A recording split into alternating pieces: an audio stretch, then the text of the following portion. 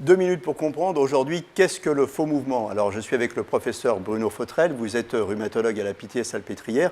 Qu'est-ce qu'on appelle communément un faux mouvement? Alors ça, c'est un terme qu'on utilise peu, qu'on C'est n'aime pas pas. un terme médical. Hein. Non. Mais par contre, c'est un terme que tout le monde utilise On dans est bien la vie d'accord. courante. On est bien d'accord. Il n'y a pas de vrai mouvement et donc il n'y a pas de faux mouvement. Mais ce que les patients interprètent comme étant un faux mouvement, c'est un mouvement qui n'aurait pas dû être fait. Ou c'est un mouvement qui déclenche une douleur. Et c'est un mouvement qui va déclencher une douleur.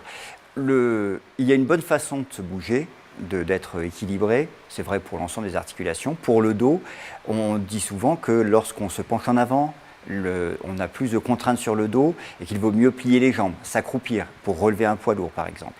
Le point le plus important, c'est surtout que lorsqu'on se penche en avant, qui est quelque chose qui est souvent à l'origine du déclenchement des douleurs, il faut savoir contracter ses muscles.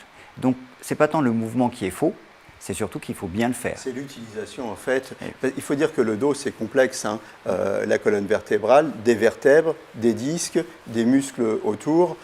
Donc tout ça c'est un truc assez complexe. C'est complexe de manière à être fort, pour arriver à se tenir debout, à soulever des poids, à faire des travaux éventuellement physiquement très demandeurs, et de garder la souplesse.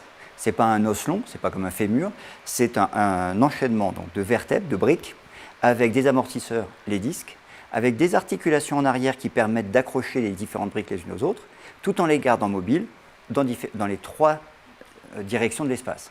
Donc c'est pour ça que c'est complexe et il peut y avoir un certain nombre de douleurs dans certains mouvements. Donc apprendre à se mouvoir, en fait, se mouvoir, on pourrait croire que c'est inné, mais il faut apprendre quand même à bien se servir de son corps. C'est le message que vous voulez nous faire passer aujourd'hui.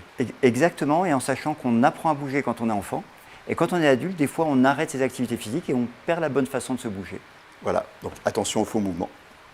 Nos émissions vous plaisent, alors aidez-nous à faire grandir la chaîne pour parler santé au plus grand nombre. Partagez, likez, abonnez-vous.